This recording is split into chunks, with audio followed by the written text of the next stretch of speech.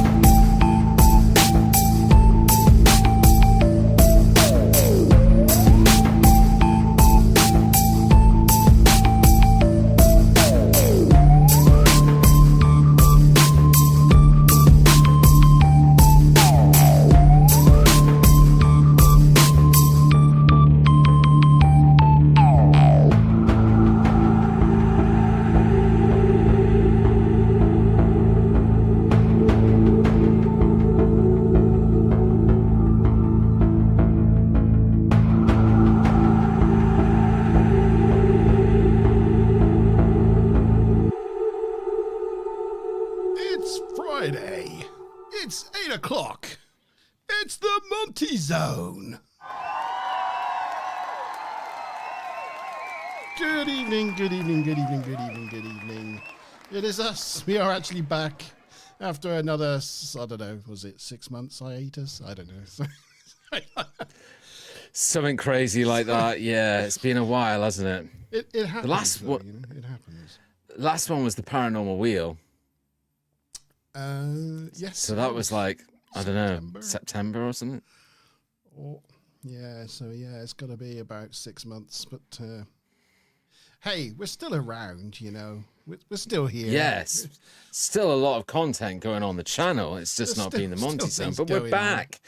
We've called this episode January because it was meant to be last week, and unfortunately I could be here.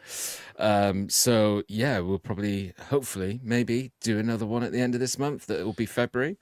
Yeah, It's quite a short month. We'll be fashionably late and then unrealistically early. So yeah, and I'll be fashionably a lot older as well. So that's true. That's true. They do say with YouTube, consistency is the key. It's something we've just we've never really cracked, is it? Really, it's not really our thing. But it's our focus for 2025, right? That's what we're going to do. That's more consistency, and hopefully you guys have seen that anyway, because I think it's been quite good for the last month or so, to be honest with you. So yeah, that story time, that's hit the algorithm. That's like got picked up. I know it doesn't often happen to us on this little small channel of ours. So for anybody that has watched that and supported, it's been out there for sort of, by the time we got to 2.5 days, it kicked into 1,000 views. So like as Monte says, it's jumped on board the algorithm, which is fantastic. Yeah. Really interesting, because it was a bit of a, as I said to you on Wednesday, and I can't remember if I said it on air or off air. But that was a bit of an experiment and a test for me, because I didn't sort of do any promotion around that video or talk about it or anything, and just sort of kind of dropped it out there. And for the first sort of 24 hours, it had like about 14 views. And then all of a sudden it just exploded for some reason. I don't know what has caught people's interest, but certainly appreciate people's support. And it's generated 23 subscribers already. So that's new people on board with us. So welcome to all you guys. And if you're watching, please, journey through our channel. There's absolutely loads on here. So yeah. I think that's more subscribers than we've got in the last year. in the last day. So exciting times for everybody. Yeah. We should at this point already say hello to the guys that we've got with us live here in chat. So good evening to Courtney, and good evening Smiler, and we've got Mickey Aquariums on board as well. Evening to you, buddy, and evening to you, Monty. How have you been? I've been well. It's been a busy week this week. It's been one of those weeks which is just like flown by. It's like it's hardly existed. I don't really seem to have achieved anything, but I've been really busy. So, my gosh, did we just have the same week? I don't know. It's I can agree on all of those points. It's flown by so fast. I just don't even feel that my feet have had time to touch the ground. No. And it's been crazy busy, but I just don't think I had time to absorb that you feel that you've got anything done. But yeah, it's so and I'm really looking forward to this evening, because like as you were saying, I've done 9 G-Star Vault lives already, and I do them solo. And so it's quite stressful trying to keep the focus of the conversation going, because you can't sort of sit there and do something else while somebody else is talking. You've got to constantly be talking, constantly be doing something. And so I'm not pushing the buttons this evening. That's all down to Monty. So it's like I could just go like this and just sit here and talk. I was on the last one. He's forgetting that. Yes, you were on the last one. Yes, that really, really helped. And that was probably the most viewed and most popular episode of G-Star Vote Live so far, I think. But it's your third backup for a guest. No, you weren't a backup. I explained that on the night. You weren't a backup. I had always planned to have you, and as I said, you'll hopefully be on again. Why not? It's a night off for me, just sitting here and talking and to push the buttons. Lovely. So the title for tonight's podcast, for our January show, as it is Unexplained Incidents.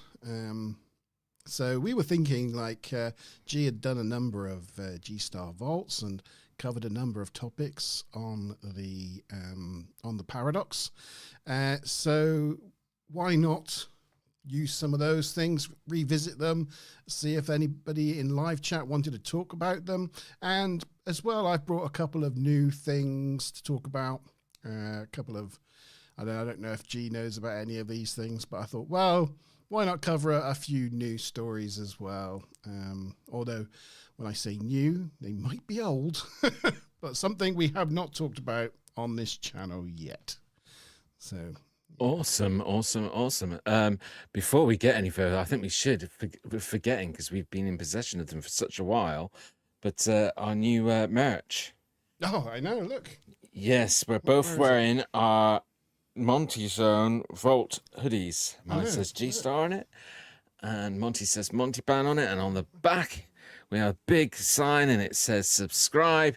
So a bit of fun new merch for us. I gifted that to Monty a few weeks back, and this is our first use of them. So just thought I'd mention that. Very cool. Thank you, G. Oh, I do like my new hoodie. Yeah, and I've also got it on my watch. There you go. Oh yeah, we just about saw it. Hey, very cool. Yeah, got one of those watches where you can sort of customize your own face. So I've turned mine into a Vault watch.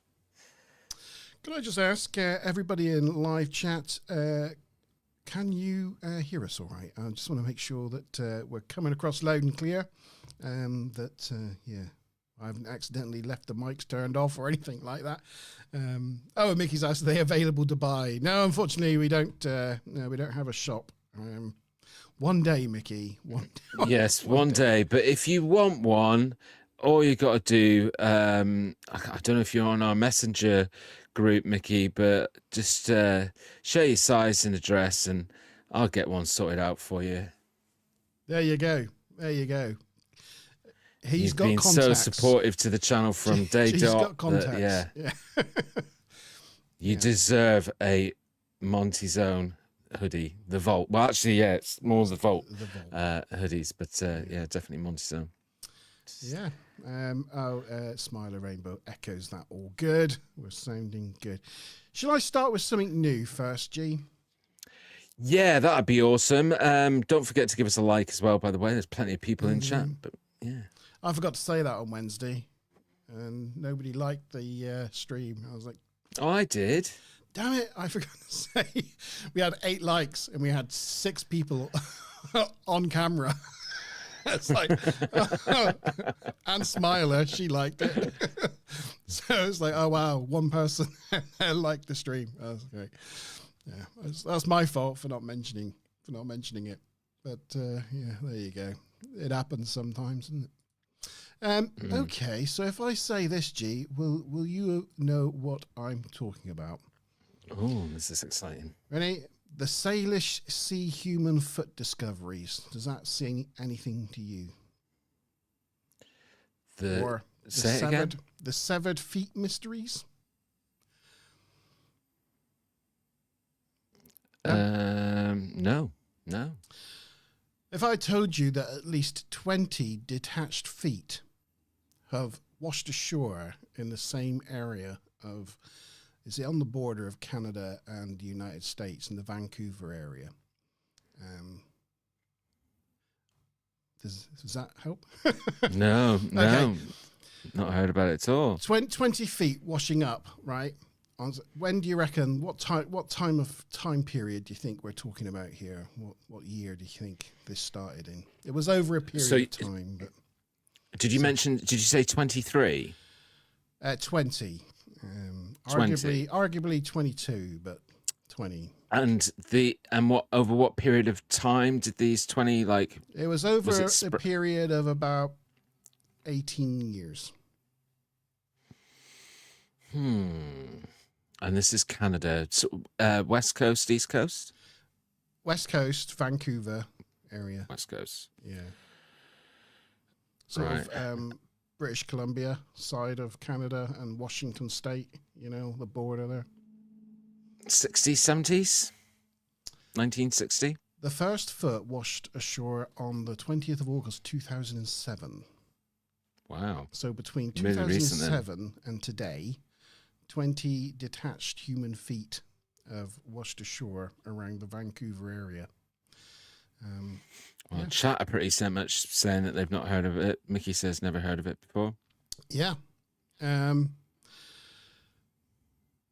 of them had like shoes on. Some of them were female. Some of them male. The most recent one was in, I don't know. The most recent one was in 2023. July 2023 was the most recent one. They don't know whether that was male or female. But yeah, there was. So one of them was known to be from a man that committed suicide from a bridge. So they know that one. And one of them they think is from a fisherman who drowned after falling off of his boat. But a lot of them are unknown. Arguably, there are 2 others. A foot washed up in Vancouver in, it was, I had this written down somewhere. I think it was in the 1800s, in the early 1887. A foot washed up in the Vancouver area, and they actually named it was a part of I think it was the Dean River at the time, and they actually named the place where the foot was discovered Leg in Boot Square So so there is actually a place in Vancouver that's named after a missing foot from 1887. But it was just that one foot in Vancouver. Just that one foot. And then another one was washed up in 1914. But then since 2007 to today, there's been 20 more. Nobody knows why. This just happens to be it happens to be the case that just a lot of feet end up. Well, I presume, I would presume just, but actually, before I get into that, even in add-ons, add-ons, I always say it wrong. I think Courtney was familiar with the story because he put feet washing up in shoes. I presume you said that some of them washed up in shoes. Yeah. So something is happening to these boys. Yeah, I was just about to say, surely they've, although they're just feet, they would still do like an autopsy of sorts, right? So they would be able to determine whether the breakage was due to, some sort of marine life or something like that, because there would be like signs of bite or breakage, I presume, in an autopsy. Have they mentioned that at all? No, just that a lot of the time they've been in the water for quite a long time, and they've obviously might have been nibbled on and have a lot of decay. So when things have been, decaying in water for quite a long time, I should have put a warning on this story, shouldn't I? The first thing I'm covering today is quite macabre. Sorry if you just had your dinner. My apologies. But yeah. An add-on said 1 foot in Vancouver. I'm stealing that for a movie. Yeah. Does sound like a movie title, doesn't it? Yeah. Yeah, it's interesting. I mean, look, you mentioned that one of them is a foot from a known suicide. One they know was from a fisherman. Maybe there is something, that's in that body of water that, maybe feeds a lot on dead bodies, because if it jumped off a bridge, possibly already dead, but something that's like kind of made its way and eaten through, but doesn't like the taste of feet, or gets to the leather of a shoe and it's too tough to eat. It's not a foot. It's not a foot fetish fish. Yes, fish. That's that. I guess that's quite. But I'm presuming, because it's under the banner of Unexplained, that they've done these autopsies, that it's not revealed anything that's given them a clue. But I mean, the most obvious conclusion sounds like either dead or alive, that something is eating them. That's why I asked West or East Coast, because I was thinking along the West Coast, although Canada is much further up and more colder, but it's on the path of like the Great White that tends to generally venture on the West Coast and like through Californian waters. So Canada would just be kind of above that, I guess. What I can do is... Good evening, Tired Time Lord. It's obviously afternoon where you are, so I will say good afternoon as well. So here is the sort of area we're talking about. It's this Vancouver area. So if you wonder where we are in relation to the world, there's the United States and Canada. There's Vancouver and Seattle in Washington State. And we're talking about this border between Canada and the United States. And these feet have been found everywhere from this island up here down to, I think, like this corner here around Victoria area. Actually, I have a map that I got from Wikipedia, which shows all the locations of the feet that have been found, where they washed up. So there you go. I think it's a mystery because a lot of them, they've not been able to work out where they're from. They can tell that it's like a female, what age roughly, and that sort of thing from the size and a lot. It'd be fair. I'm just thinking about how funny it would be that like somebody would get a call. Excuse me, have you lost your foot? Oh, yes, actually, I have. Yeah. But if they found it was somebody who's alive, it's.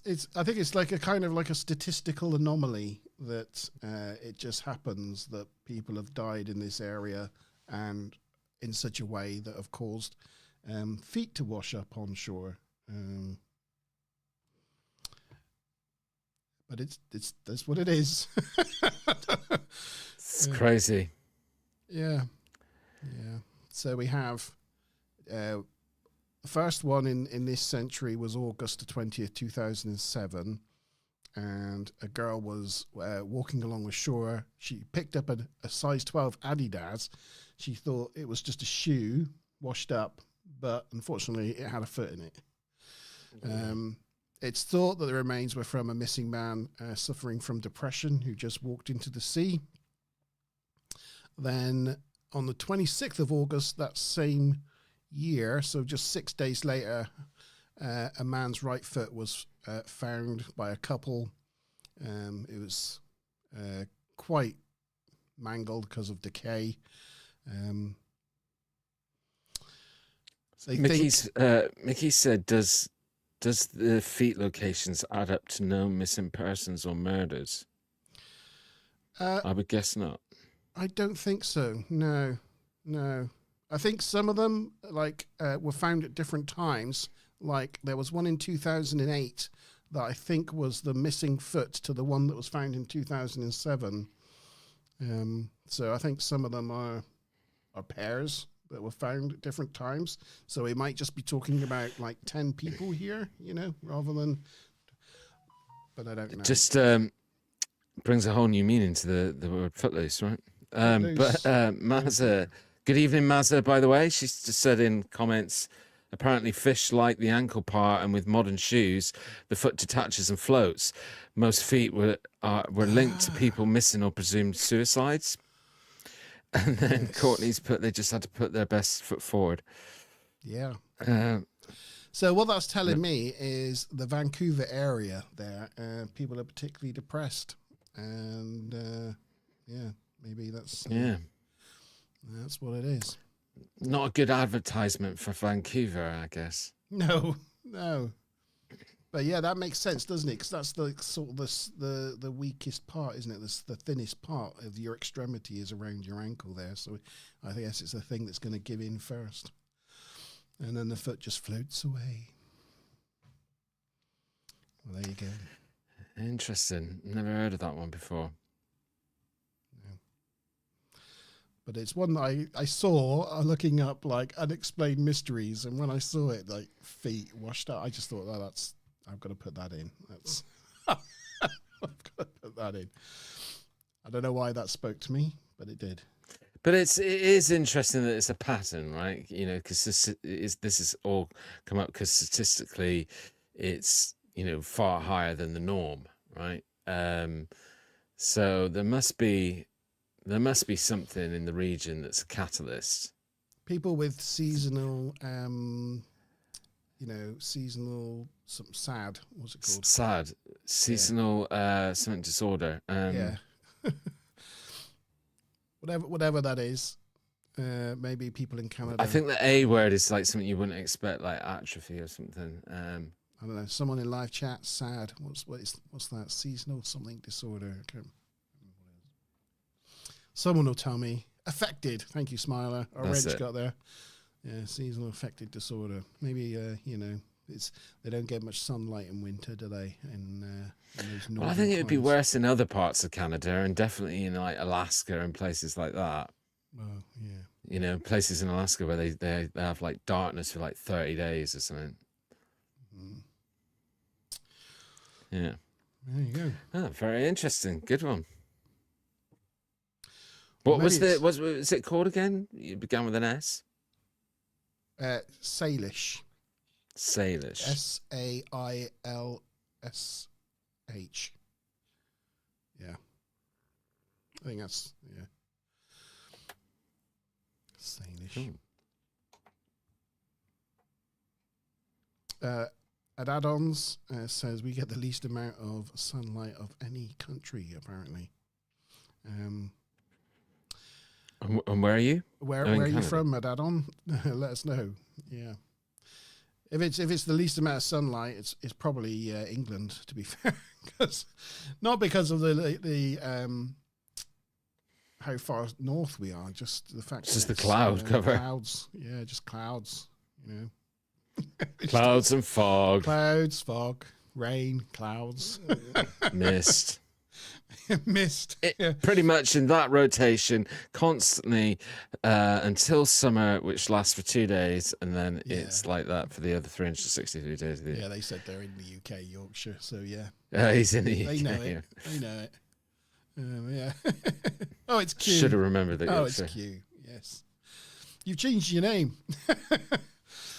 Yeah. So, it's like you say mist and drizzle and rain, and it's like they say like Inuits or have like 100 different words for snow because it's the most important aspect of their culture because they're just surrounded by snow. Well, we've got 100 different words for rain. Yeah. So, yeah. Most of them starting in swear words, to be honest. That's true. Yeah. And we still have hosepipe bans in the summer because our rain management. Yeah, for those 2 days. Our water management is so poor. Yeah. Because in those 2 days, we have a heat wave, we run out of water, That's right. and we have a hosepipe ban for the next 3 months. Yeah. Yeah, that's a mystery. That's an unexplained mystery right there. How can it rain all fucking year and we still get a hosepipe ban and not allowed to use water? That's a mystery. It's because we've got to pay tax on it, right? Mizzle. Yeah, mist and drizzle, mizzle. Do you want to pull up anything from one of your vaults, G?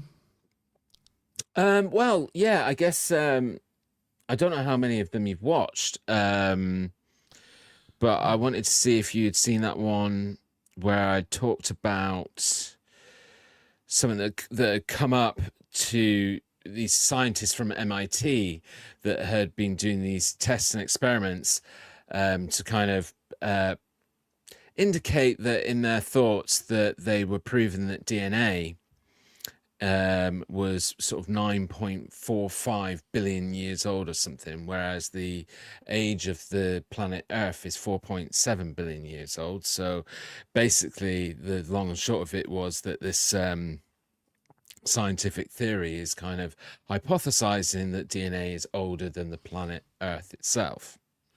Did you see that? Yes. It's ringing bells. I think I have seen all your live streams, but yes. The thing is, I watch things and then forget. Next week, I could watch it again and it'd be like a whole brand new watching. I'm getting to that age, You know what I mean. So, you know what I mean. Yeah, getting to that age. I know what you mean. So like anyway, in a couple of weeks' time. Again, I can't remember the name of the scientists. I can't even think what episode it was. I think it was. Like episode or podcast 7. I think it was, and yeah, so we were talking in that show with the audience about different theories that could explain that. And, one of those theories was that, well, as astrological, as things like galaxies form, etc., other planets form, they get hit by meteorites, push other debris out into space that then hits another planet and things like that.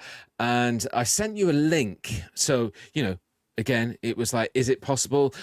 From a scientific point of view as well, there is, and even the scientists sort of bring this forward and discuss this, and that is that it could still be the case that their mathematics are right, but because of how evolution doesn't always go to a set uniform pattern, there could have been moments where the nuclear cells of the DNA progress faster and duplicated faster, but overall, there was lots of other things and theories and discussions, and obviously one of them was talking about how then that could really indicate that our DNA isn't originally from this planet and would go to sort of push against all the, Adam and Eve or, the thing that two chemicals just met in a squidgy pond and started forming life.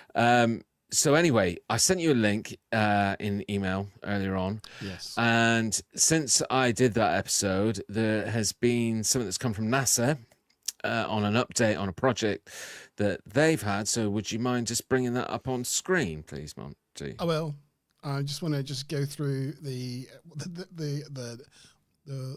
rain terms that have come up: mizzle, showers, drizzles, pumping it down, pouring, God's tears, gushing deluge, precipitation, bucketing it down,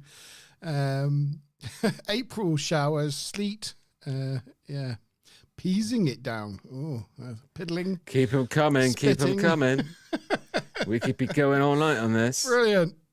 See what I mean, though. See what I mean. This is a country, and for Mickey, you know, I include the whole of Ireland in that because you're in the same climes. We're obsessed with rain. Yes. Yeah. There we go. Link. That's what you asked me, wasn't it? I have a link. I'm gonna use it.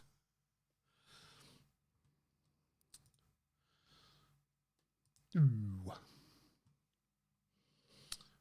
Here it is. Yeah, so I thought this would interest you because this is obviously NASA. Cyrus Rex. But it's from Osiris Rex. This which is one of my basi- favorite named NASA missions. I mean, Osiris Rex. I mean, what a brilliant name.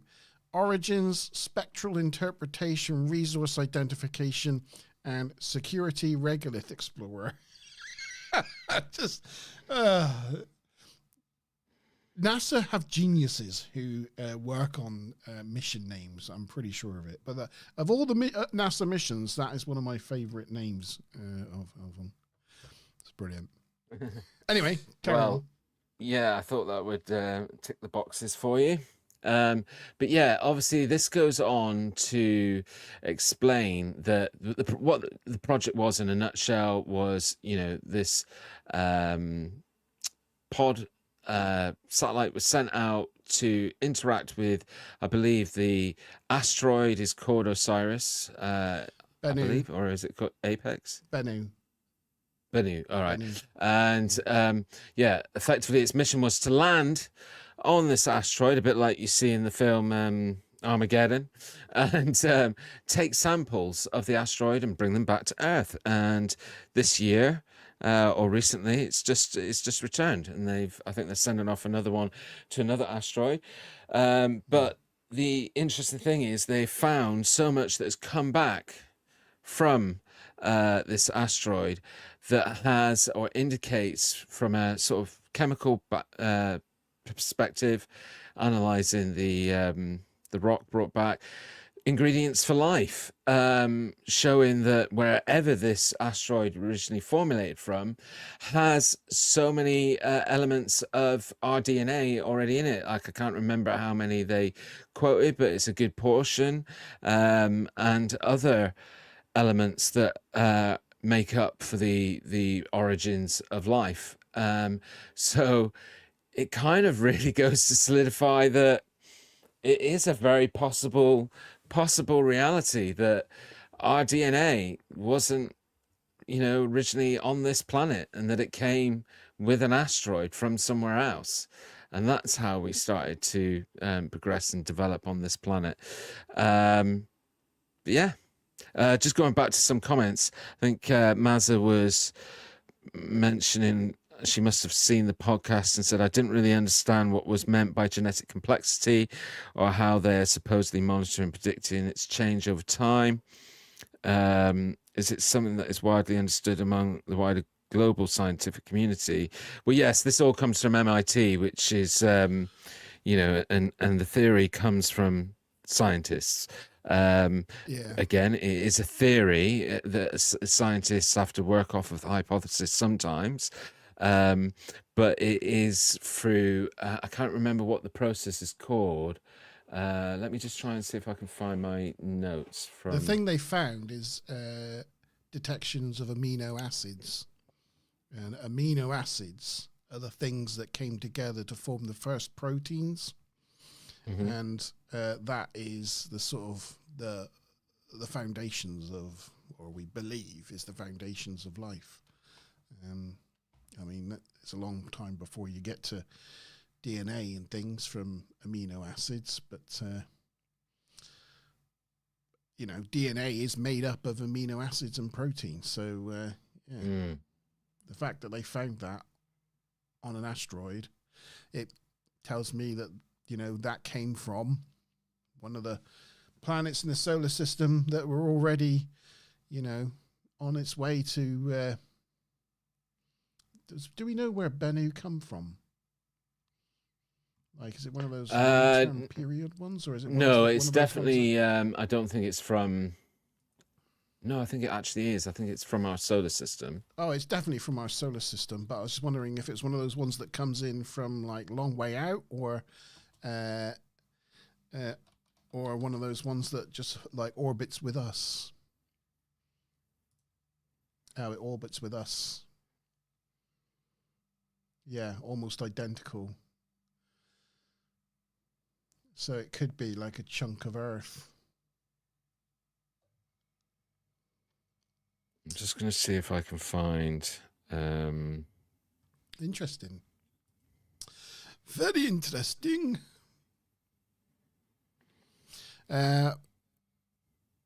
Yes, the building blocks are out there. I think they are, you know, and I think we'll find more of this sort of stuff.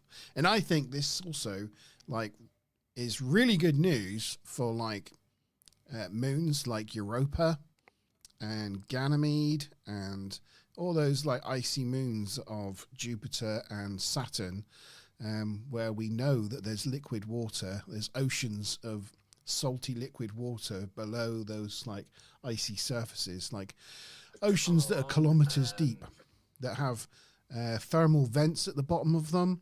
If all the asteroids have all the building blocks for life, then that was carried to those places as well. And if they've got, you know, heat and volcanism and things going on in them, which we know they do, then that's a good sign, you know. We could find fish on another planet. Sorry, do bear with me. I'm just trying to, because it's frustrating me. I'm just trying to remember the. Adon said, I can't remember the guy who did it, but he put all the stuff of Earth in a jar and shocked it with electric to stimulate lightning and created amino acids.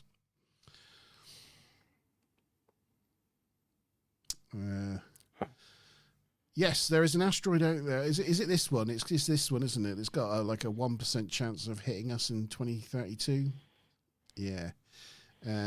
It's Apophis. The 2028 one is Apophis.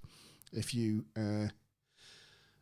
or is it 2020? Yeah, I think it's 2028. One of them. One of them's Apophis. But you might. So the two scientists' names are Sharov and the other one's. See. The 2032 one is 2024 YR4. Yes, it is. Yes, that's the one. Yes. Have you heard about that one?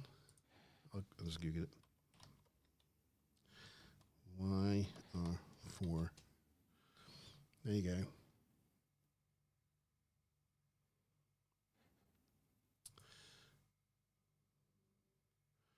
Moore's Law, that's it. Moore's Law. This one is going to be it's like almost small to no chance at all it crashing into the Earth in 2032, I believe. 2028, is it? Is it 2028? I know there's... Oh, there you go. 2032. Yeah, potential impact. Yes, 2032. So there's 1% chance it'll hit. Apparently, if it's projected to hit, if it does hit, it'll be like in the Pacific Ocean or something and could cause like a tsunami or something. But it's not big enough to cause like... it's not like Apophis. Anyway, there you go.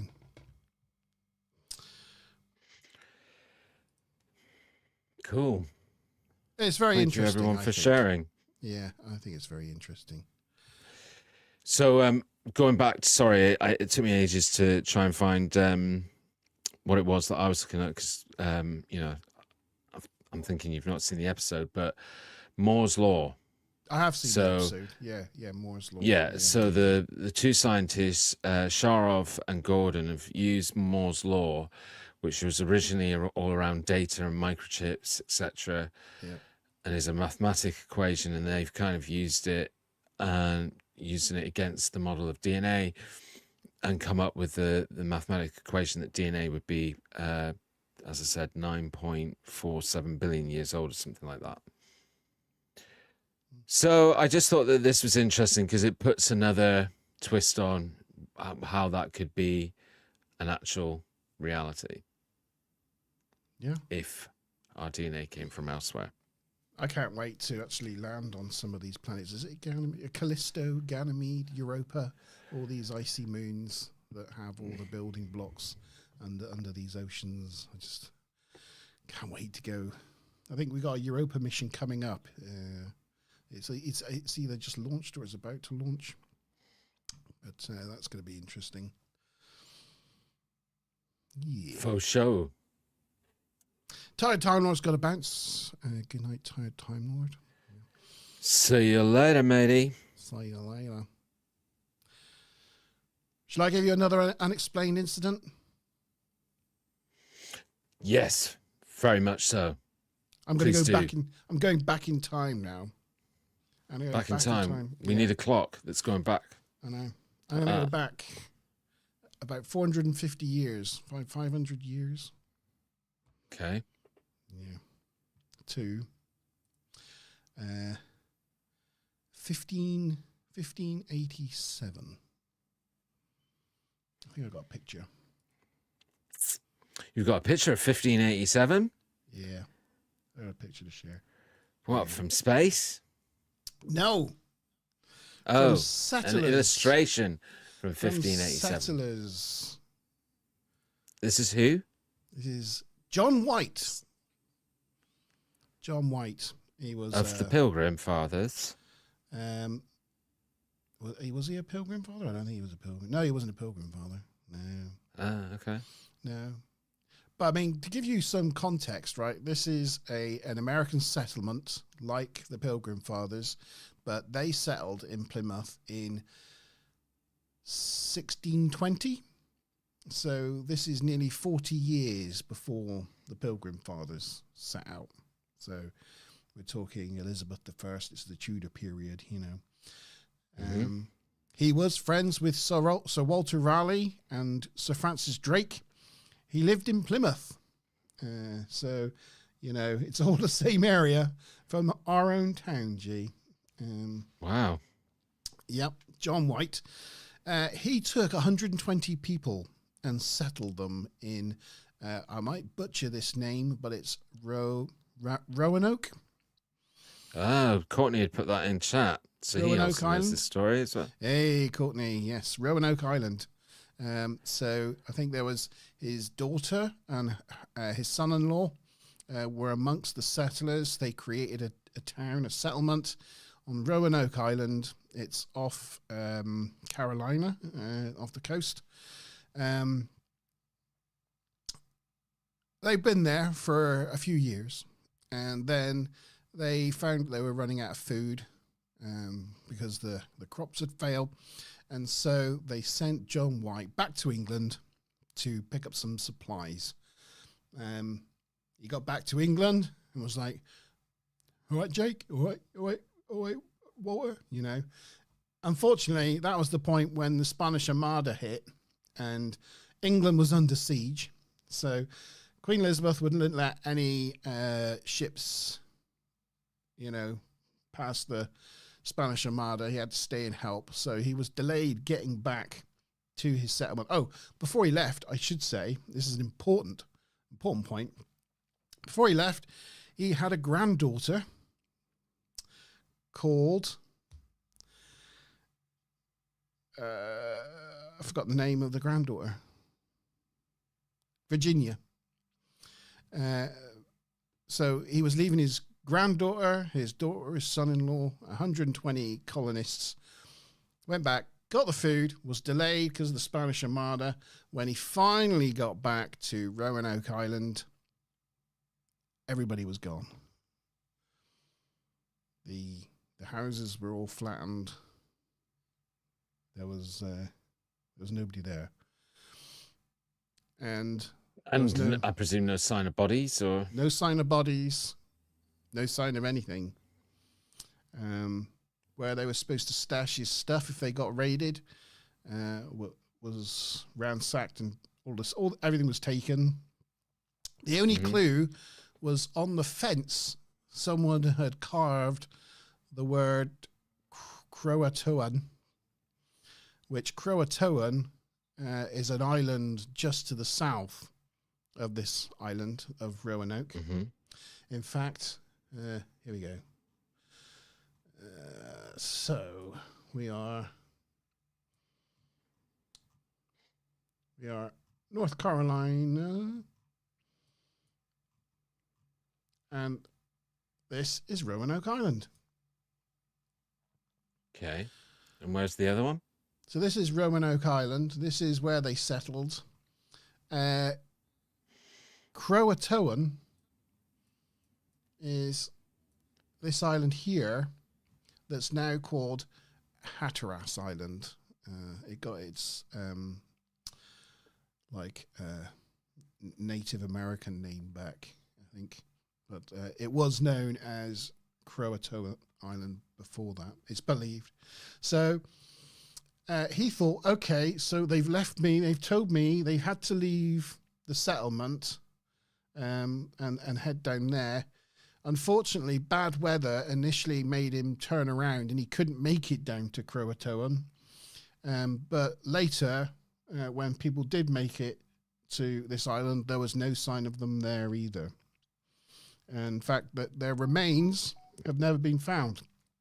Now, people felt that probably the local tribes came in, from the mainland, saw lights or something on the island, and came over in their ships and in their boats and investigated, and massacred the inhabitants.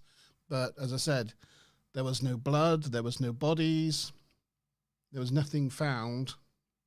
And even archaeologists who have looked into this have found no evidence of that taking place either. Everything that's just been looked into is they've just disappeared. He went back to Plymouth, and it's not even recorded when he died. He at the loss of his family and his granddaughter and all that, finished him off. A Dadon says sounds like a rapture on a small scale. What says cloudburst? What's a cloudburst? I'm just really confused because where you're pointing out on the map, you're saying island, but it looks like coastline to me. Is the water really green or something? Yeah, the water's really green. Yeah, there's like a Why chain is it of really islands. green? Is it like marshland? No, it's actual water. It's just really green. Yeah. It would look really green out here as well. It's just Google Earth is just filling in this with bright blue. It's not real bright blue. Imagine this colours everywhere.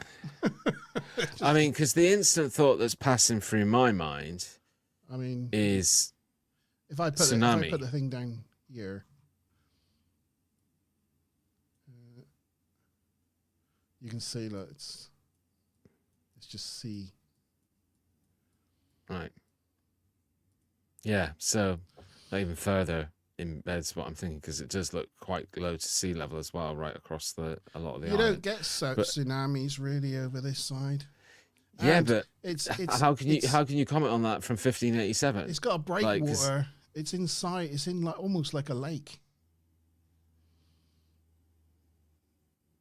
Yeah. Around this time, the colonization in 1587 was really minimal, so they wouldn't have been recording I don't know. I know that right now, in this current day and age and century, that area is not, very prolific with tsunamis or that sort of thing. But who knows back then? I don't know. It's just one thing that I thought I'd offer. As I said, there's some Also, I other didn't comments. mention it, but the houses of the settlement were all there. They were just dismantled and laying on the floor, Laying or flattened. collapsed in on themselves. And what were they made of? Just wood, I guess. Wood, yeah, just wood.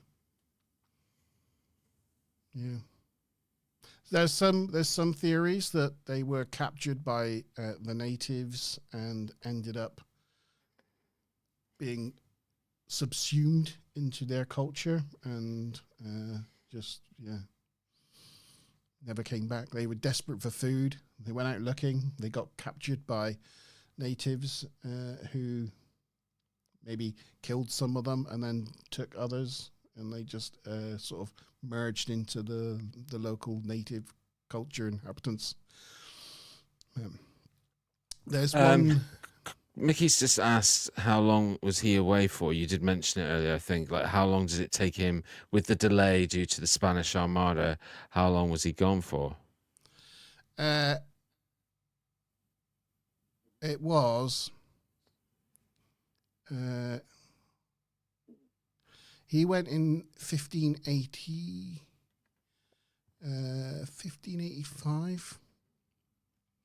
He went 1585. I mean, let's see.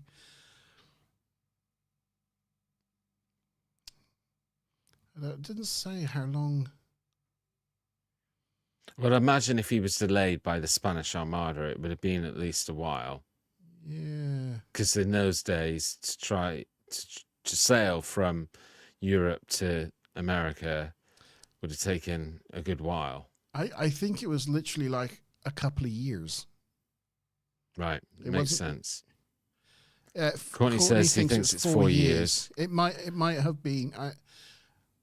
It might have been 3 or 4 years. But I mean, something like that. that's a long enough window for anything generated by nature to decimate.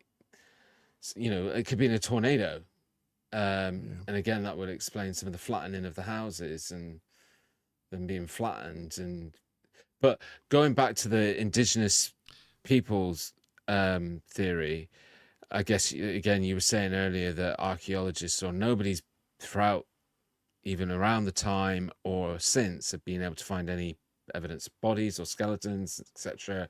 And I would presume that if they had been murdered and or put to death or eaten or whatever, there would be some sort of trail to that piece of evidence. And I guess that fits in with what also Courtney said in chat. I like the theory that they went inland to a small fort that was established. Yeah. There is a slight unfortunate consequence of this. The granddaughter that was born in the colony, Virginia Dare, White's granddaughter, who must have perished along with the rest of the colonists, has become infamous in American culture. She was like a poster child because she was the first white person basically born in America. She's the first naturally born white person. So she's been on stamps. There's story. The county that island and North Carolina is Dare County because she was called Virginia Dare. There's Virginia Beach. There's lots of places around that area named after her. But also, unfortunately, she's also a poster child for white supremacists in America. They have statues to her and things. She's an icon of white supremacy because she's the first white person born on American soil. So that's a bit unfortunate. There you go. It's just a fact. And she was the granddaughter of who? The John person White. that Yeah, John White, the guy that formed the colony and went back to get the food for the colony, and was friends with Drake and Sir Walter Raleigh. He came back to Plymouth after he couldn't find any of his family and the colonists. Went back and got a house in Plymouth, and I think probably drank himself into a grave. And it's not even recorded what happened to him. I think he became like a bit of a derelict. Very sad. Add-ons. I said Skinwalker got them. A Skinwalker got them. Yes, maybe. Maybe so. But 4 years is a long time, isn't it? For for something like that catastrophic, especially given around the day and age. Yeah, bear in mind this is 40 years before the Pilgrims. Yeah. So. Yeah. Very interesting, Monte. Yeah, there you go. Very cool. Very cool. Yeah, so what else to talk about from... if anybody in live chat has anything they want us to cover, if you've got any ideas, please feel free to stick them in live chat and we can Google. We're good at Googling on the fly. Well, you definitely are. Yeah, was there anything in... Oh, actually, I did want to go back and just mention, because we were talking about it earlier, how well the immortal Count Saint Germain is doing. The video story time.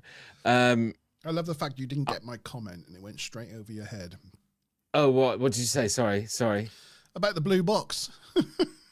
Oh, yes. So he got a little blue box, and you were like, and what? I had to get you to clarify it on Wednesday.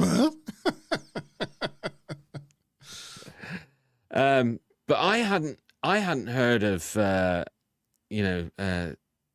Saint Germain before.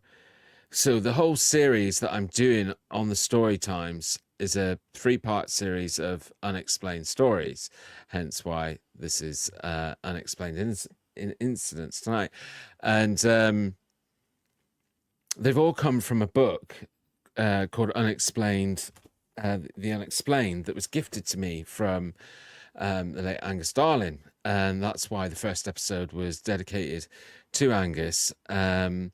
And the stories coming from his book, but I hadn't heard of Count Saint Germain before, so it's new to me. So maybe that's why it's doing so well, because a lot of people are like, "Oh, who is this guy? What's this?" I've actually seen a number of YouTube videos about him. So I did. You have? Yeah, I did. I did know who he was. Yeah. Yeah, I'd never heard of the story before, so. Yeah, I definitely found it interesting, and would probably like to cover it in a little bit more detail, actually. But some of the comments on there, like people are coming up with some really good comments. Like one person put, it could have been like a family thing, so they could have like children. He could have had a child that looked very similar to him, and then trained him of all the stuff to say that's happened throughout his lifetime, and then like passing it down through the family, and that would be explaining why this person seems to pop up at like historic events across a period of like 200 years and stuff, and onwards.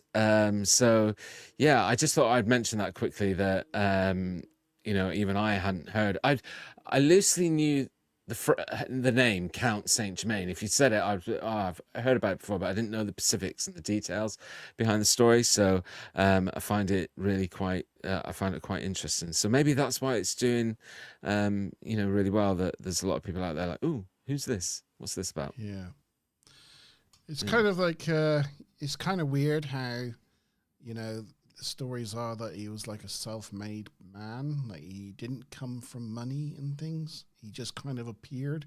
But how did he manage to speak so many languages and be so well educated if he didn't come from aristocracy? Because at the time, if you didn't come from money, you didn't get any education. You were born and then you were put to work. That's about it, Yeah. Sorry, I've just spotted something in comments. So You asked the guys to mention if there was anything that they Yes. wanted us to talk about. Courtney brought Courtney up the put drone flights. opinions about the FAA now saying that they authorized all the New Jersey drone flights. Maz put, I was about to say, Ludacris asked, was there anything new on the US drones? But Courtney has given an update. Well, Courtney has given us an update. You know, I was going to loosely mention it, but to be honest with you, I haven't had time to look at it in detail.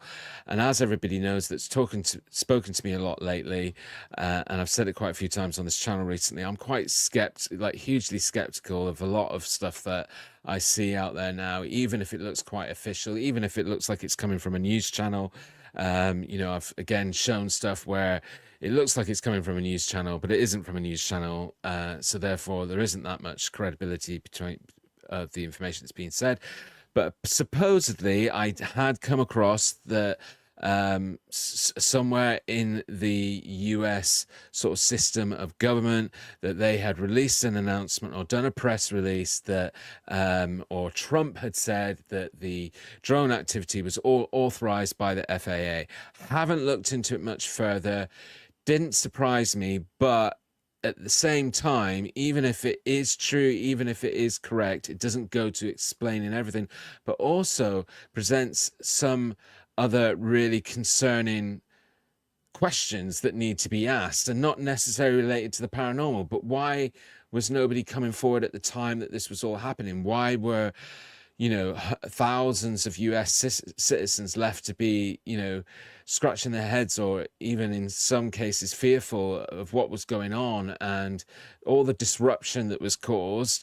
Why didn't they announce it then? And it sort of screams a lot like a lot of the behaviors that we've seen in history, like around Roswell, where the time takes its time for then the official sources to say, oh, this is the explanation.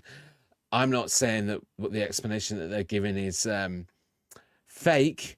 I'm just saying, why did it take so long for that explanation to come?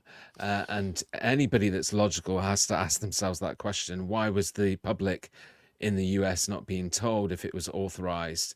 But yeah, read us a bit through this article. Straight from Trump's office, this press release. White House Press Secretary Caroline Leavitt out, said on Tuesday that the mysterious drones that were spotted in the skies around New Jersey and the East Coast at the end of last year were authorized to be flown by the FAA.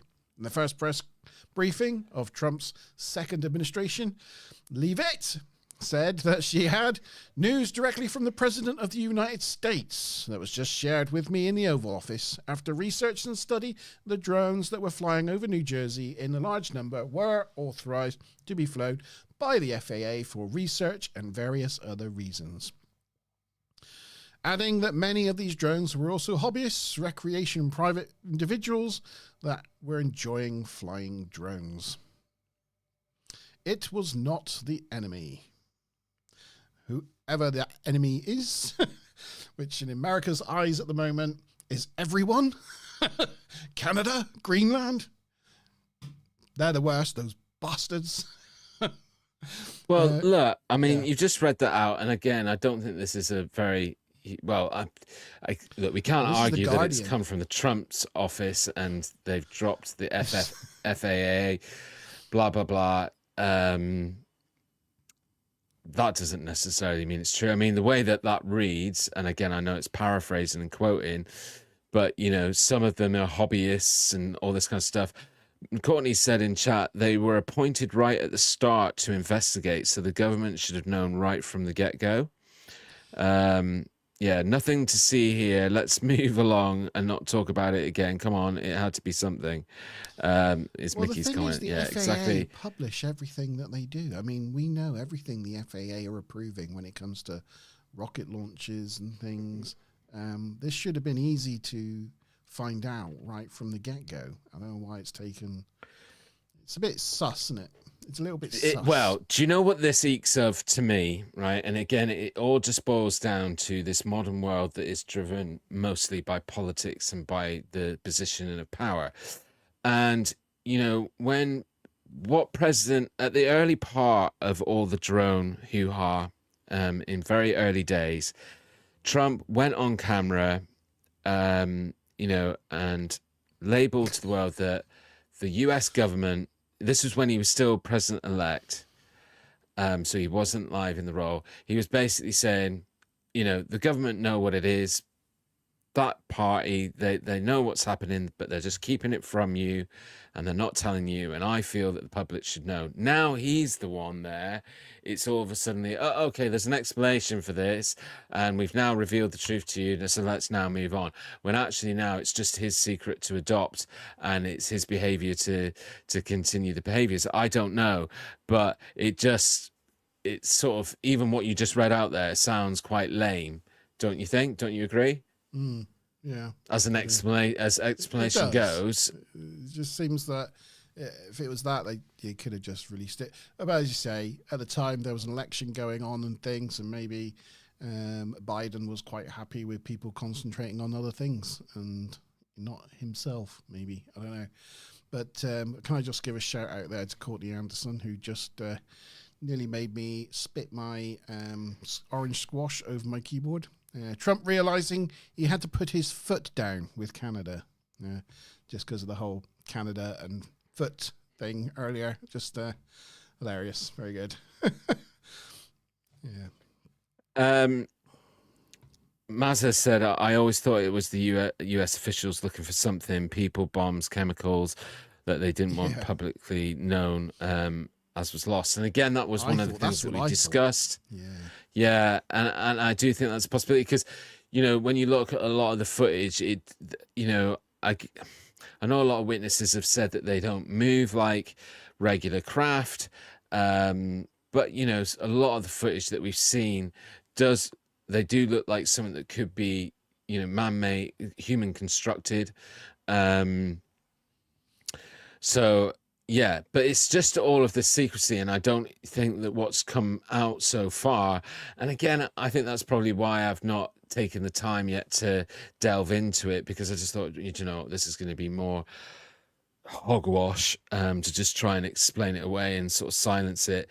But there's clearly something, like Mickey says, there's clearly something going on. It's not to say it's otherworldly or alien, but there's something going on where, again, it just indicates this insidious world that we live in where things are kept. There's always been conspiracy for sure throughout history, and especially modern history, but I don't think it's ever been this bad in terms of just no trust for, you know, official parties or governments and their actions and what they're doing. And how instead of serving us, it feels like we're just there to put them into positions of power. But yeah, don't want to get too heavily into that. Good evening to our other wrench, Sean, from the Star Trek Review Show on Wednesdays at 8 o'clock, apart from we're on Tuesday next week. So yeah, by the way, we're on Tuesday next week, Star Trek Review Show. Join us. Oh, thanks for letting me know. Yeah, we're on Tuesday next week. Add-on says, my precious. Well, do you want to see my precious? I'll show you my precious. This is my precious. Ready? That's my precious. Is that some sort of season ticket to Argyle? No, well, it's a ticket to watch Argyle v Liverpool on Sunday. Tomorrow. Yeah, no, Sunday. Oh, Sunday, is it? Yeah, Sunday at 3 o'clock at Home Park. Liverpool FC, arguably the greatest football team in the world at the moment, is coming to Plymouth hey, to thrash Argyle. So, yeah. Oh, Mickey says, come on, Liverpool. How very dare you, sir. He's a Liverpool supporter, so I'll give him Oh, God, don't get him started, Mickey. Please, Jesus. Well, you know. I can't wait. I've completely forgotten what we were talking about. Oh, drones, that's Let's it. say I could talk about Argyle v Liverpool a little bit more. Sidelining into football. I don't know how we got there. Just going back to some more comments. Maz has said they all seem to have FAA regulation lights. Yeah, again, I don't want to go too down an easy path because, again, there's a lot of stuff and evidence that I've shared and seen where the only way that can be described is that these drones are in activity also with what only can be classified as orbs. and the orbs are the things that still remain the bigger question. But Maz put a comment that they all seem to have FAA regulation lights. I don't think China would have designed super high-tech drones to comply with US drone regs. Yeah, And I was sorry, I was going to say to Sean, as you are a wrench, I don't know, I think it would be a good thing to trial, but I think you can post in the community thread. So why don't you post a link to that show that you're on tomorrow night? Because I'm interested in coming along and seeing how you represent the channel. So why don't you post it in the community thread, a link to the show that you're on tomorrow? But Sean from our Star Trek review show is guesting on another channel tomorrow night, so it'd be good for people to join him. He's going to go thrash the opposition on his Star Trek Voyager knowledge. Yes, he's going to knock it out of the park, I reckon. Hopefully. He is our quiz master extraordinaire, so, you know, he's been getting a lot of practice. The biggest Trekkie geekoid besides yourself, I guess. Well, no, but I don't know the facts because I've forgotten them all. Yeah, I mean, I do know them. I've just forgotten them all. Don't have enough space. It's everything's got to move to the back. Once upon a time, but don't ask me now. No. Crumbs. No. Oh. Yeah. Yes, Maz. I was a Liverpool. Well, I still am a Liverpool fan as well. Yeah. No, I do. I do support Liverpool as well as Argyle. I really hope Smiler's not put that in comments because she's saying that we sound like Janice. Oh no, it's just that's the song we sing at Home Park. Oh right. Yeah. She's singing the song. Yeah. Yes, we'll try to join and watch if I can. Yeah. Argyle was the limo driver. Yes, in Die Hard. Yeah, he was called Argyle. Yeah. Just before we, close down the subject on the drones, I think what's really interesting though is that the activity definitely seems to have gone down, but there's this element where it created a bit of hysteria for a good short window of time there, and as part of that hysteria, there was a lot of people coming forward that were saying, this is going to happen. There's going to be this big thing happening. Like one of them, and again, I'm not a fan of this guy, and I'm probably going to struggle to remember his name now. The one that does all the Stephen Greer. Is it Steve Greer or Stephen Greer? Greer. Okay, so sorry if I upset a lot of people, because there is a lot of people in the sort of paranormal world that think that Stephen Greer is fantastic and great. I personally think, as soon as he opens his mouth, I just want to leave the room or shut my ears off. Don't really believe in anything he says, but he was another good example of someone who came forward and said like, oh, this is going to happen now on such and such a date, and we've already gone past that date and nothing's happened. So there's a lot of people out there that are going to really struggle to put themselves in front of a camera anymore, saying, oh, this is because they've almost, as a result of the hysteria that has been created around this and other activity that's gone on as well, I think there's just a knock-on effect in the ufology world. Oh, You've disappeared. You can still hear me, I take it? I can hear you. I just can't see you. That was bizarre. Mm. Wow. Anyway, so that was a bit spooky in itself, because it came up saying that your browser's lost connection. But yeah, I didn't lose connection. Am I being censored? I don't know. This is what we always say, innit? We're being censored. As soon as you mention a particular subject, suddenly the stream starts doing weird things. Oh.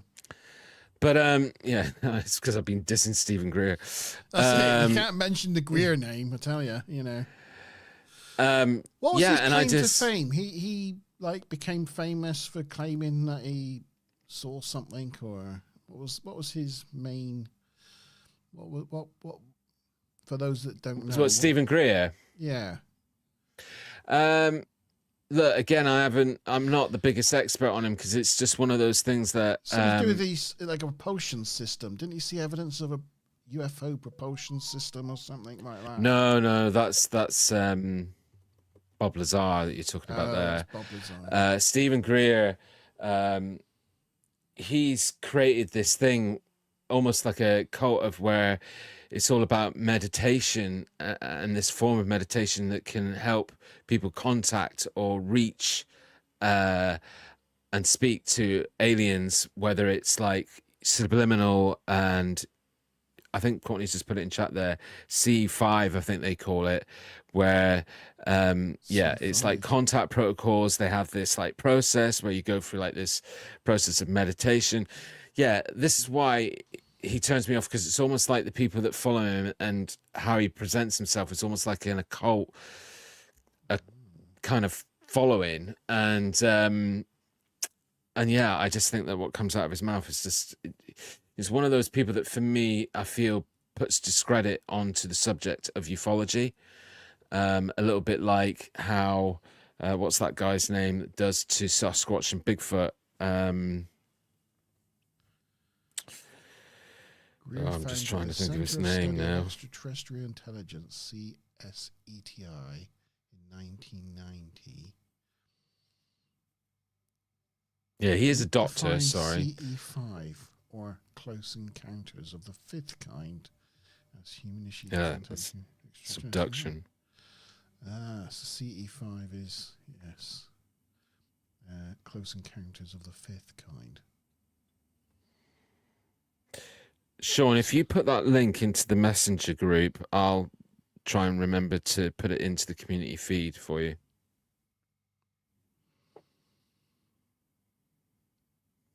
Oh, yeah. Yeah, there you go.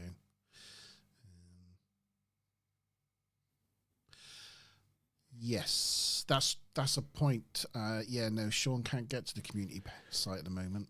I can add him, though. I'll add him. I'll add you later. Look, he's a modern day George Adamski. That's the best way to put it. And, you know, that's a fitting another little plug for Story Times. One of the most, or the two-part series that I've done on Story Times. One of the most successful episodes, you know, the story of George Adamski.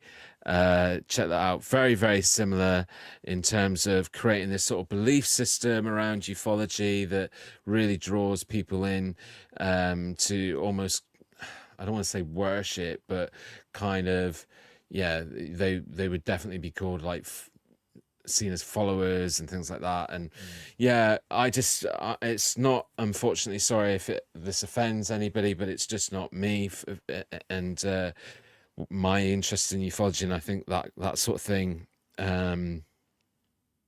these outlandish claims and things that are done, it just disagrees with what I feel is the important part of ufology, and that's good evidence, good investigation, good exploration, and looking for logical explanations. And just, yeah, it's just everything that I think that tarnishes ufology.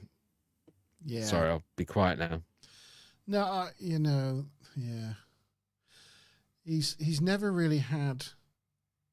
He's like a bit of a blowhard, isn't he? He's always a lot of talk and not any substance. Yeah, well, he's really, you know, he went on and he's made this bold statement that I think about, it was due to happen about a week ago, but he said there's going to be this really key event that's going to change human history, and it's now coming, and this is what all the drone activity was about, and nothing's happened. So now he's kind of really Trump sort got of, elected. you know, shot himself in the foot. Maybe it was Trump What'd you getting say? elected. It's turned out quite a big thing for the world. Not in a good way, maybe, but yeah, it's certainly a thing that happened. What? Sorry, I didn't catch what you said before that. Trump got elected. Oh, right, yes. Yeah. No, that was definitely after that happened, that he was it? came up with this announcement. It was really recent, actually. So it's quite hot off the press that whatever it was that he was claiming should have happened by now, and hasn't. So But I just thought I'd talk about it a little bit. So was there anything in the G-Star Vaults that you were interested in? There's a couple of things that I did about James Webb Telescope as well. Yes, there was. I can't remember what. I've watched that video. I can't remember what it was now. Well, there's two things that I did about James Webb Telescope, actually. One was it was part of something else, but it was showing that it picked up what people were saying was this large craft off from this planet. And then I think there was something else that I covered about James Webb. What? Yeah, no, that story, and here's my update on that. I haven't, because there was something else that I looked into down the line from James Webb, and gosh, what was it that I looked into about James Webb? It's awful when I can't even remember my own content. But I then went and thought, okay, well, let's look at that other one that I was looking at and I spoke about in a previous episode, and I couldn't actually go and find anything on it. I think that's where I went on to NASA's website to look at James Webb different things, because they post articles and updates on James Webb findings on the NASA site. Yeah. There was something else that I was looking on there that I'd featured in an episode. I can't remember what it was. If anybody was watching and can remember better than I can. James Webb Telescope spots large object moving towards Earth. Posts being spread across social media that James Webb spotted a large object 10 light years away moving towards Earth. It was changing That's not what it was. trajectory in an unnatural manner. At least I don't think that's what the story that was. Sound right to me. It was a craft, but it wasn't saying that it was heading towards Earth. Yeah. Don't know. I wish I could remember what it was that I was. Let me go back through my. Anybody know in live folders. chat? Have you heard anything about James Webb? I haven't heard anything remarkable.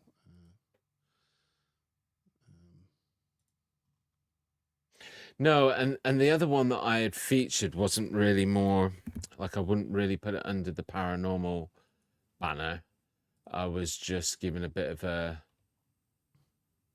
update. I'm just going through my folders to see if I can remember what it was that I talked about.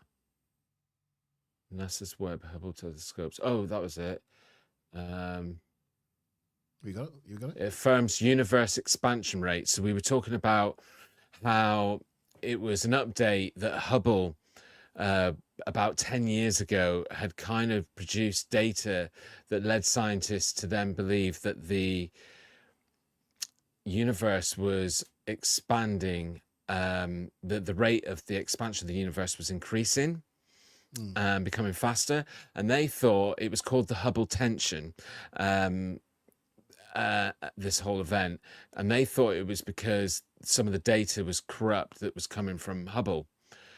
But now James Webb is in action. They've done the same process and downloaded the same data, and it's kind of gone to support what Hubble's original findings were, that it's been measuring the current rate of the universe expansion for 30 years, and astronomers want to eliminate any lingering doubt about its accuracy. Now Hubble and NASA's James Webb Space Telescope have tag teamed to produce definitive measurements, furthering the case that something else, not measurement errors, is influencing the expansion rate of the universe. So the universe is expanding quicker than what was originally thought. And that's what the other thing that I'd spoken about. And that what I just read has come from NASA's website, and their release on what James Webb Telescope found. So yeah, that was quite interesting. But I'm not too sure about the other story that I did with James Webb and how much credibility is behind that because then when I went onto this NASA's website, I was looking for that information and couldn't find it. So I think that that's something that's been a social media, warping of images and information. Did you have any more unexplained news stories? Well, I had some options. There was a dead woman who named her killer. Have you heard about that one? No. Okay. Well, it's 1975. I think, possibly. Oh, no, 1977. Sorry, 1977. We're in the 70s. Here we go. 1977 is the time. This lady, this is in Chicago, Teresita Bassa. She was a respiratory therapist. She was found dead in her apartment under a flaming mattress with a butcher's knife buried in her chest. The crime scene was gruesome. She had her jewelry stolen, but the police failed to link any suspects to the crime. It seemed like an impossible case. But then enter Remy Chua, a co-worker who barely knew the victim, but Chua was a medical technologist who worked in the same hospital as Bassa, and claimed that one day Bassa began to, I don't know if she meant her or Bassa, began to experience strange, inexplicable events that led her to feeling uneasy. Started with a dream that she had. It's this Chua. She had a dream, and she saw Bassa's killer. She didn't think much of it at first, but then strange things began to happen. Chua started speaking in a strange voice, not her own. She claimed that the voice was of a woman who had been murdered. The voice spoke through Chua, giving details about the murder that only the killer could have known. Chua was not aware of what she was saying or doing. She had no control over the situation. So it seems quite strange. They thought she was mentally ill. They took her to see a psychiatrist, but the doctor was unable to explain what was happening to her. Chua continued to speak in the voice of the murdered woman and began to give out clues about the killer. At first, people around Chua were skeptical about what she was saying. However, she continued to reveal the details about the murder, and they started to believe that they were onto something. They encouraged her to keep talking, hoping that she would inform them and help catch the killer. One day, Chua mentioned the name Alan Showery while speaking in a voice of the murdered woman. The name meant nothing to anyone at the time, but it proved a vital clue. Chua continued to speak and give more details. Eventually, the police got wind of what happened. They decided to investigate Alan Showery and discovered that he was a security guard who worked at the same hospital as Bassa and Chua. They also found that he had been fired from his job just a few days before the murder, and this was the motive for the crime. They brung Showery into questioning and asked if he knew anything about the murder. He denied it. However, when they mentioned Chua's name, he broke down and confessed. Showery had killed Bassa because he was angry at being fired from his job. He'd stolen her jewelry to make it look like a robbery gone wrong and had set fire to the mattress to cover his tracks. The case of Teresita Bassa's murder had been solved. It was all thanks to an unlikely source of information from Remy Chua, who had unwittingly become a medium for the voice of a murdered woman. So did they know each other? Did they work at the same place? Yes, they both worked at the same hospital. And then Chua says that she had these visions before the event took place, that she saw, was told by this lady's spirit how she died, where and how and who killed her, and she conveyed that to the police, and they talked to Alan Showery, and they caught their killer.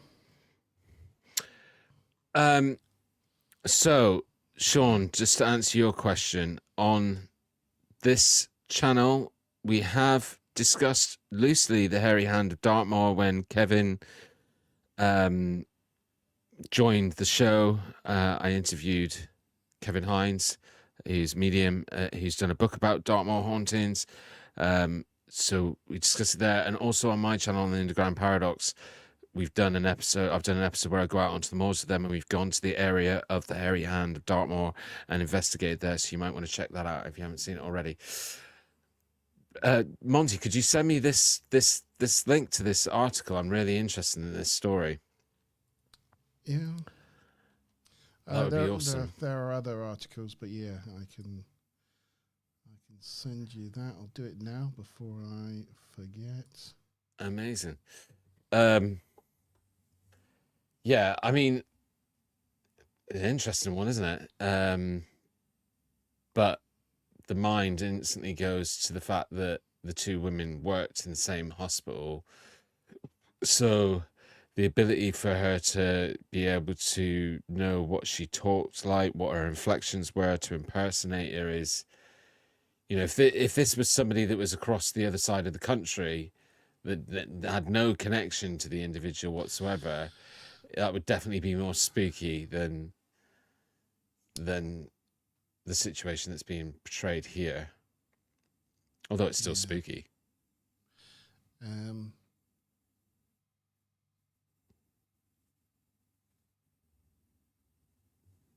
Yeah, it does say that whilst they both worked at the hospital, they barely knew each other. They kind of knew of her, you know. They were aware of. I mean, hospitals are big places, aren't they? Yeah, I mean, yeah. I'm just saying the connection is possible. It has to be considered, right? Yes. You can't ignore it as but an investigative. But it means Chua had to be like there, or, you know, if say she faked it, right? She would have had to have been in the apartment or in the toilet or something, or maybe a friend invited her round and she was so like witnessed what happened, and I don't know, something like that. But yeah, I mean, that's my brain instantly goes to somebody who witnessed a murder. The browser's lost connection to your camera. It's done it again. The other weird thing is, if she was faking it, right? Initially, she just, out of the blue, bearing in mind that she is just someone that works in a hospital as, what was it she said she was? She was a medical technologist, right? So, like a nurse, right? Why would she just start speaking in strange voices, just saying random shit, you know, and starting to freak everybody out? And this goes on for some time of just saying nonsense. So they take her to a psychiatrist. She gets referred to a psychiatrist who then sees her, right? And it's not till some time later that she actually like starts speaking in this dead woman's voice and tells them about how she was murdered in detail, that she was burnt and that she had her jewelry stolen and the name of the person that did it. Kind of weird. Yeah, definitely. But very interesting. One that I'd like to explore a lot more, and it sounds like a potential story time. Yes. Yes. Sounds good. Always looking for a good story. Always looking for a good story. My last one I won't talk about really, but I was going to cover, I just had it as like a backup, was the story of Jimmy Hoffa. Oh, yeah. This was 1975. He was a union leader and a mobster in America who disappeared on the 30th of July, 1975. And no one ever found him. His remains were never found. No one was ever convicted. One day, he just disappeared. As people that were in with the mob sometimes did. But he's a high profile like political person that just one day just disappeared. never to be found. I was. It's very similar. I've watched quite a few documentaries about Jimmy Hoffa, and some of the conspiracies around that. Yes. And very similar. I don't know if you've ever watched it. There's an awesome documentary I watched. I must have watched it about 5 or 6 years ago now. It's a documentary about Kurt Cobain. Oh, yeah.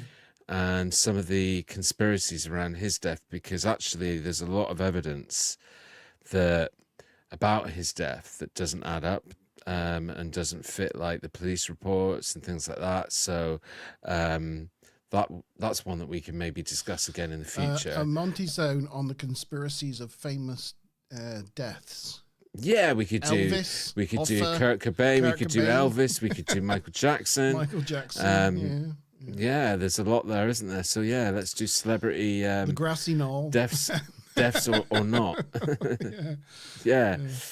I'm a huge fan of the JFK conspiracy, so we've covered it before, awesome. But yeah, it might be nice just to revisit like a bunch. That'll be our next episode. That'll be February's episode. Shall we say that? In a couple of weeks' time, we know what we're talking about. Yay! Yay! But I was going to say to everybody, look, all you have to do is after this show's finished broadcasting, you can come back into the comments and just if there's anything that you would like to see us cover, talk about on the Monte Zone, if you'd like to join us as a guest on the Monte Zone and come along and talk about something that may have happened to you, or an experience that you've had, or an experience that somebody else had that you can tell us the story of, and you want to come along, by all means, please do, and just let us know again in comments that you want to come along.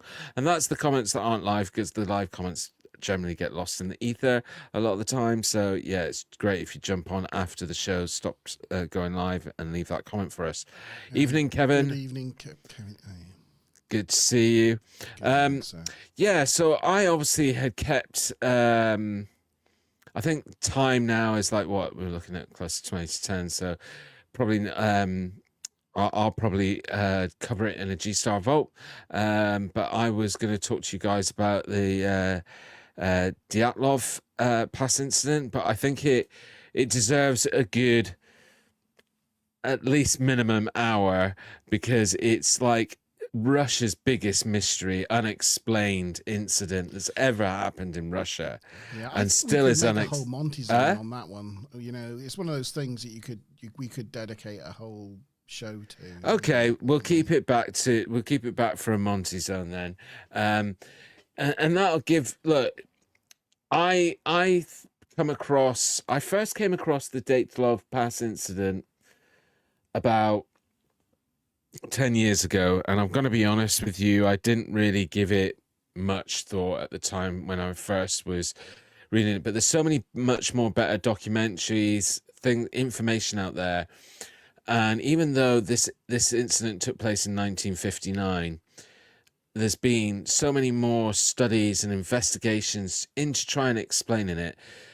And it's one of those things that is, it truly is such a complex, unexplainable situation that it, like Monty just said, it deserves a whole show, because there is so much information, so much detail. I know that even with 2 hours, I would be cramming to pack all of the information in. And the interesting stuff is there's new, real modern stuff out there to watch about it. So we will do the next Monty Zone in February. We'll do about the conspiracies around celebrity deaths. And then we will talk about the Dyatlov pass incident in March, and that'll give you plenty of time to go out there and research a little bit and find out a bit about it. Because I tell you what, if you love this show and you love the kind of content that we talk about, if you've never, I know Courtney has, who's already left us this evening. I know he's explored into it. But if you haven't, it's a really, really interesting incident, and it just has a lot of mystery and intrigue around it and unanswered questions. So, yeah. Yeah. Sean says one of his earliest memories of his sister crying because Kurt Cobain was dead, and he was asking her who he was. Yeah, that's when Sean was only 7 years old. Yeah, it was sad for us all. I was a big fan. Yeah, and it was around that time where it's like a few other celebrity deaths that I've experienced in my time where you kind of almost knew it was coming. And even when it came, it just didn't feel like as genuine, or that the story that was being told was necessarily the right one. But there's a lot about the backstory of Kurt Cobain and what was going on in his life that supersedes his fame or his position in Nirvana and the band, that adds, quite a lot of potential that it wasn't, the general agreement was that it was suicide, but there's elements that definitely present strong evidence that it was not suicide and that it was murder. Kevin says, did you look into Hom Seti? It's pronounced, not spelt. About the Egyptian afterlife. Amazing story. She uncovered a lot of what was hidden. Okay, after Hom Seti. No, but there is a lot of new stuff that's come out of some archaeological research in Egypt, which would be good for us to revisit. That's a subject that we've talked a lot about on this show in the past, so it would be good sometime in the future to do a bit of an update. So yeah, we'll do that. How's it actually spelled, Kevin? How's it? Do you know it's spelled? What? Hom Seti. Well, Seti is definitely spelled STI, SETI, isn't it? Yeah. I think it's probably, yeah. Seti?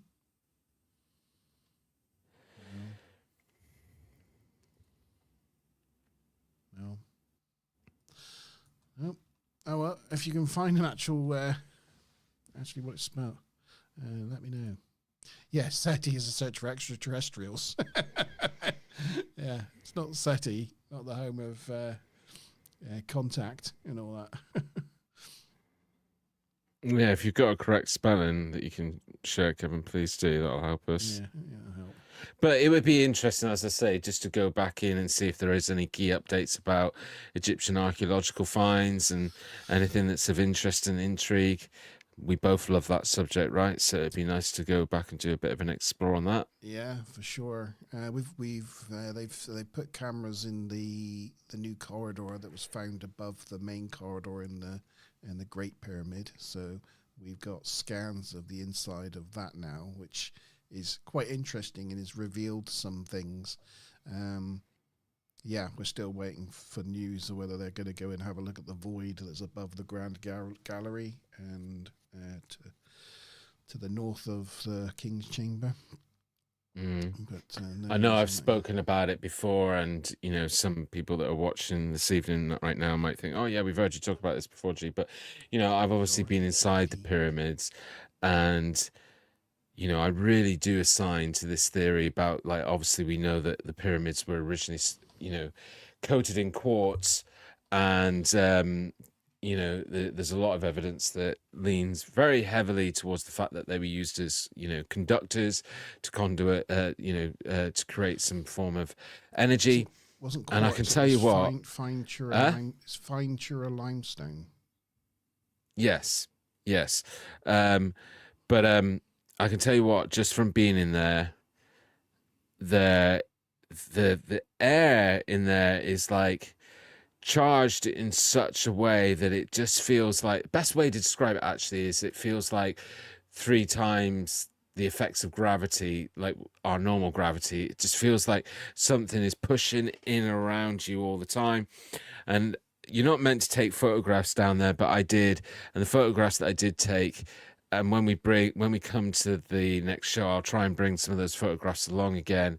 But there was just like orbs in the air, and not orbs that I would assign to anything paranormal or supernatural. I mean, orbs that were just showing that the air was so statically charged that's why anybody who does take pictures down there, I think it's a very common thing that these kind of orbs that come up and like affect the camera and picture. And I definitely feel that when it was all in its prime, you probably wouldn't have been able to be in there because of like how charged it would have felt in there, because it's really oppressive. Like, I was, by the end of my visit, I was really eager to get out, because I just felt like overwhelmingly like it was just intense. It was just intense. But again, one of those experiences that I'm so glad that I had, and wouldn't ever say don't go and have it, but it's definitely given me a unique perspective on my thoughts and opinions of aligning myself with some of the theories of what and explanations that have been offered about what the pyramids were all about. Sorry, what are you sharing here on screen? That's Dorothy Louise Eady, from 1904 to 1981, was also known as Seti. She was an antiques caretaker and folklorist. She was the keeper of the Abydos Temple of Seti I and a dresswoman. Wow. The Abydos Temple of Seti I. That's huge. That's on the Nile, isn't it? Yeah. Look at that. She looked after that thing. How cool is that? Do you know what the video was, Mickey? But her claim to fame is, whilst she was the keeper of that temple, and she thought she was the reincarnation of where is it? She believed that in a previous life she had been a priestess of ancient Egypt, and was as well as her considerable historical research, Abydos life and work have been subject to many articles, television, documentaries, and biographies. Is there a picture of her? I can't believe there's actually no pictures of the lady.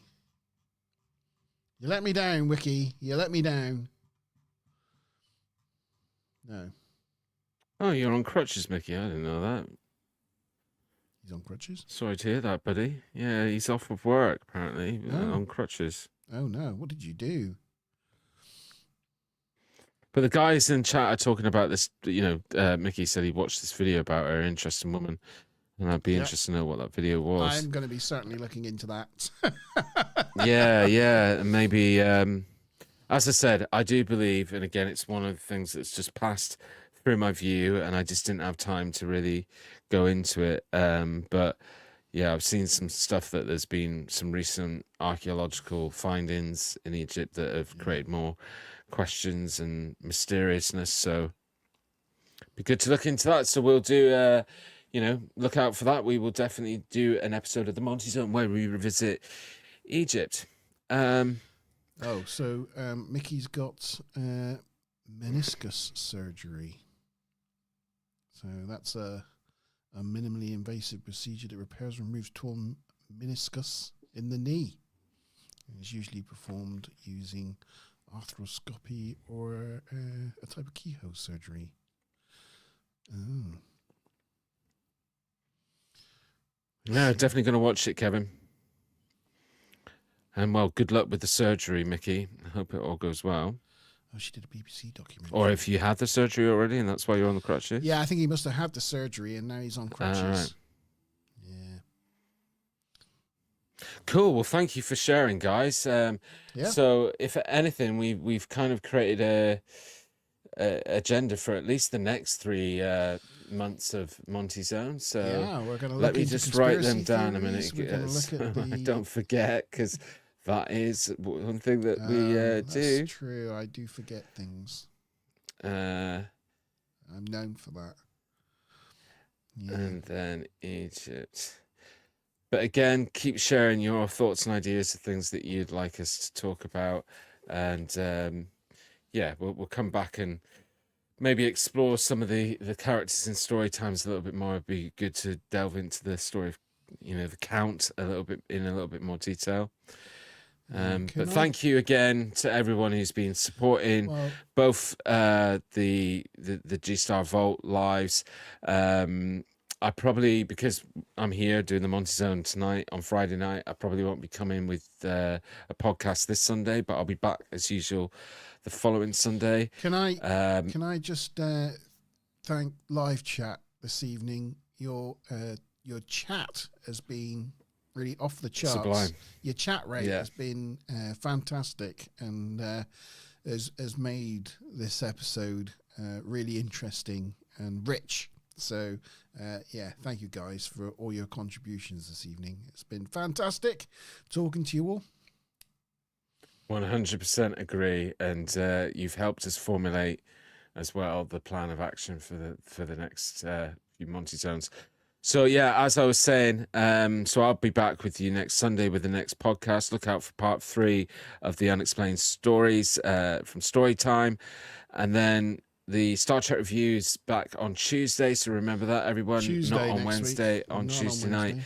And I will share a link in our community thread if anybody wants to join Sean from our Star Trek review team. He's on, I can't remember the name of the channel, Trek Quiz or something. Something like that. Trek Test or something. Anyway, there's a link in live I'll chat there. I'll put a link in the community thread at some point between now and then. He's on there tomorrow night. Go along and join him and support him. And thank you to everyone who's just keep supporting the channel. Thank you to Courtney Anderson, to our Wrench Smiler Rainbow, and Sean. Thank you to Mickey Aquariums. Thank you, sir. I hope your leg gets better soon. Thank you for add-on liar. Thank you, RQ. Thank you to Mazza McBob, co-host of the Star Trek Review Show. Thank you for coming along. Thank you to Kevin at the end there for popping by. Thank you to Time Lord, another co-host. He came by and said hello. I think that was about it. If I missed anyone, then please let me know. But thank you everyone for coming and joining us this week. We will be back. It's not going to be that long a gap because 1, February is a short month. 2, we're already a week into February. So, we're going to be back for another Monte Zone very shortly, probably. Yeah, and I've just literally this second remembered I've actually got birthday celebrations next weekend, so I don't know whether I will be back with. That's a very good point. Yes, it might be a bit of a rough weekend for me because it's a big one. But I'll keep everybody updated on that one. Just keep an eye out on the community thread. If you do it, but, you'll be bleary-eyed and semi-conscious. Yeah. The thoughts are just going through my head now. But yeah, thank you, Monty, and thank you for coming along on the last podcast as well. Happy 21st birthday, G. Hope everybody has a fantastic weekend. Enjoy yourselves, and like Monty said, thank you for all the input and engagement. You've been bloody brilliant, and have a fantastic weekend, everyone. Yep. Cheers.